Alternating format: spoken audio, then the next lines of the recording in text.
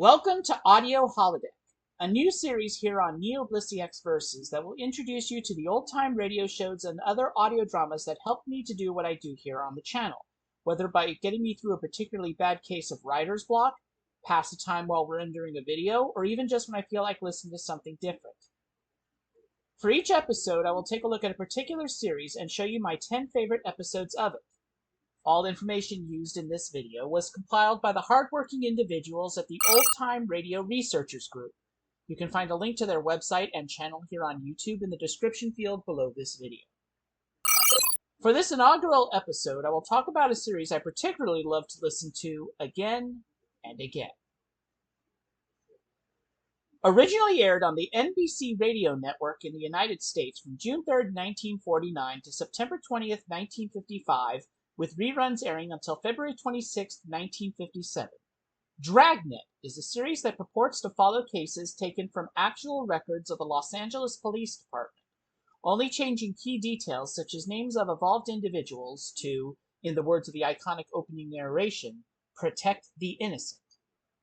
The origins of Dragnet lie with actor, producer, director Jack Webb, who got the idea for the series after having a brief role as an LAPD forensic scientist in the 1948 motion picture He Walked by Night, which was based on an actual 1946 LAPD case.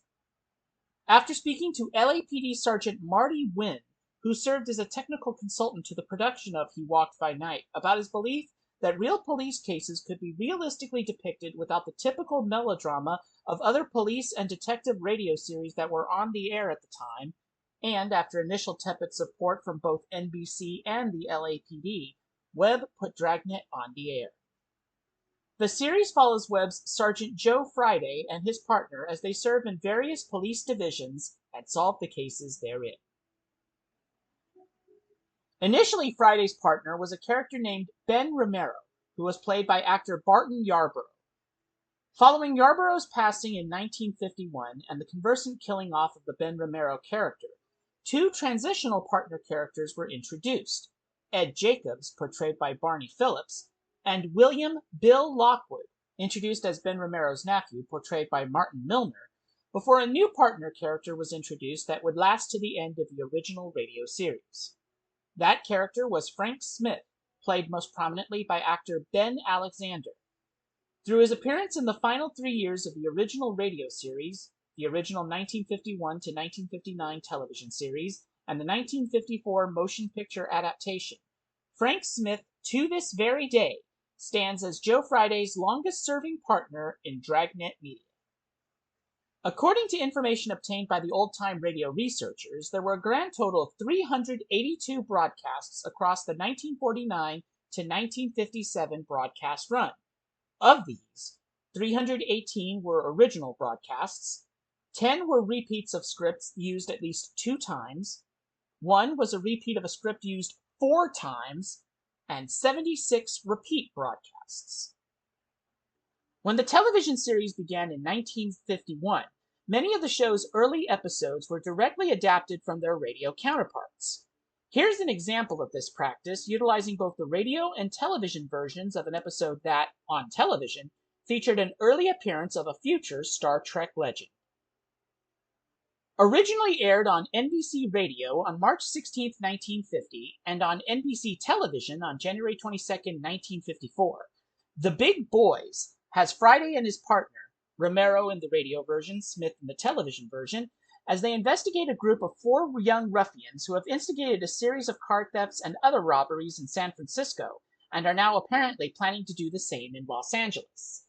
Here are both the radio and television versions of a scene in which Friday and his partner confront and apprehend 2 of the 4 ruffians. Keep an eye out in the television version of this scene and see if you can recognize the actor who portrayed the character named Julius Carver. Hi. We're checking out tomorrow. It's Carver and Malik. Let's go, Ben. Yeah, come on. All right, get your hands up. Hey, what's going on? Stand still. Okay. What's the beef? Frisk 'em. There's a .380 automatic on Carver, 38 caliber revolver in this hip pocket. Another 38 on Malik. I'll hold it. That's it. Put out your hand. Let me have your cuffs, Joe. Here you go. Where are your pals?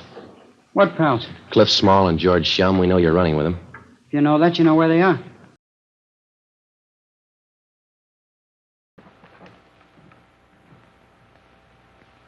That's it. There's two of them. Yeah? Can you see who it is? Pick up our suitcases? You want all of them? No, just the tan one there. The other guys will be in to pick up theirs. It's Carver and Malik. Come on. Police officers, get your hands up. What's going on? Stand still. What's the beef? I'll shake them, Joe. Put them down. Get them up. 38. 45 automatic. Put your hands down. You keep yours up.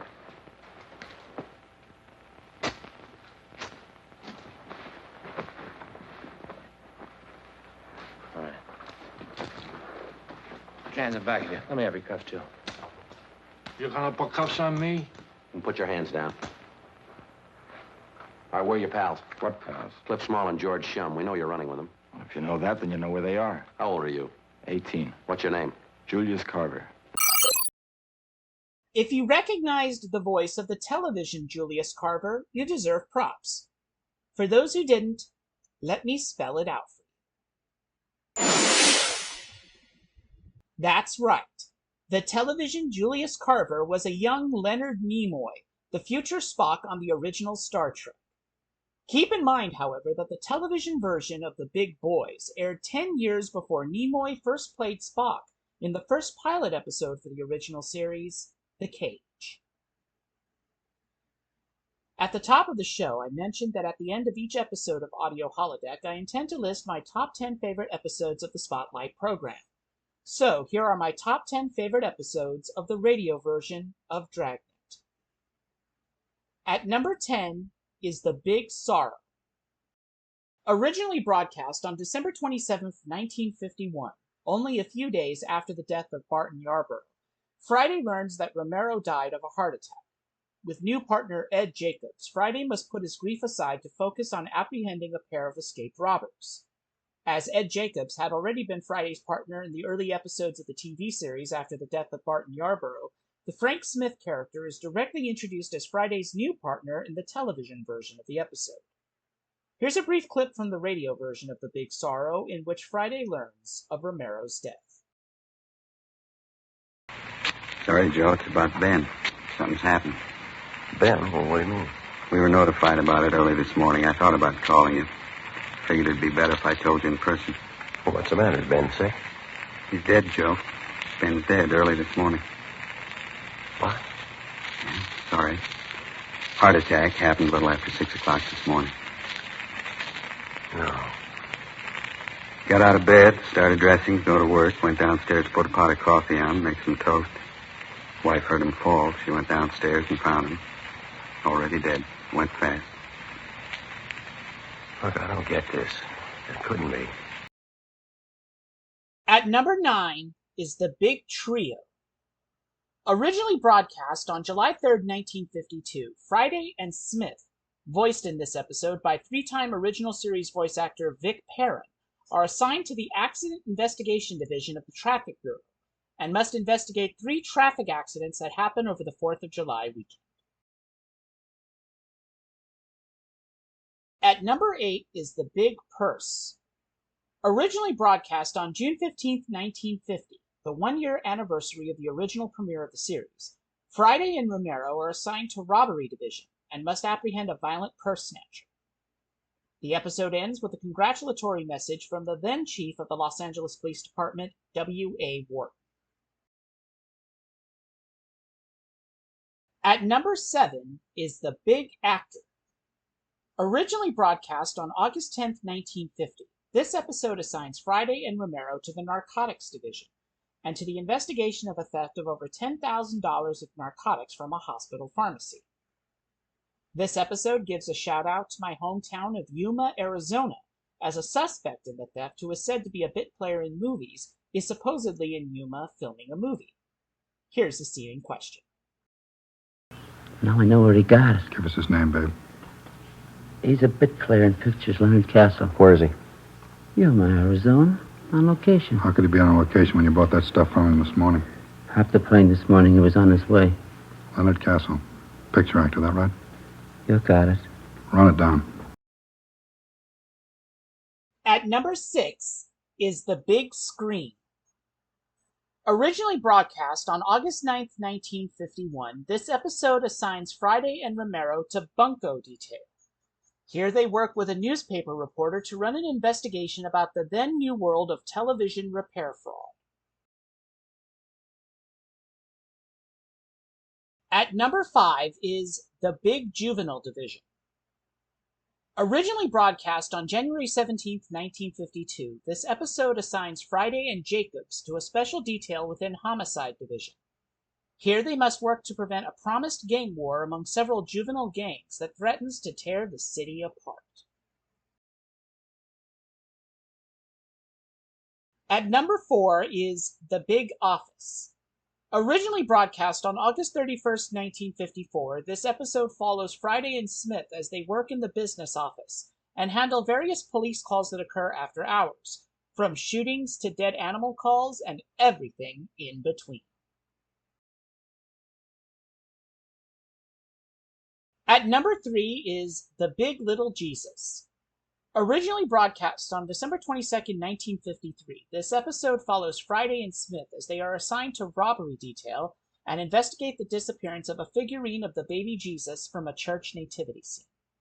Unlike the previous Christmas-themed episode, 22 Rifle for Christmas, this episode is more lighthearted and family-friendly than 22 Rifle.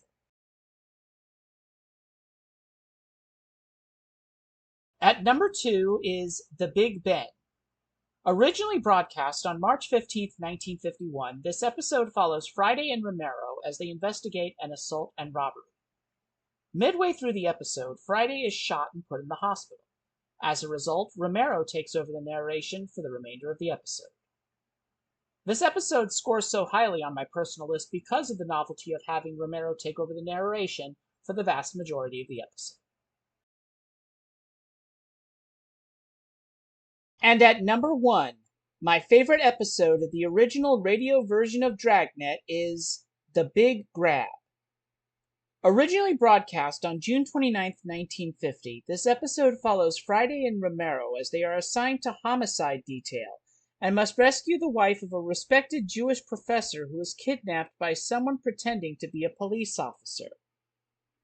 This episode is acclaimed for its respectful portrayal of a Seder, or the ceremonial dinner held on the first night of Passover. Next time on Audio Holodeck, we take a look at some of the greatest motion pictures ever made, movies that either won or were nominated for the prestigious Academy Award. Until then, this is NeoBlisseyX signing off for Audio Holodeck. Until next time, take care and live long and prosper.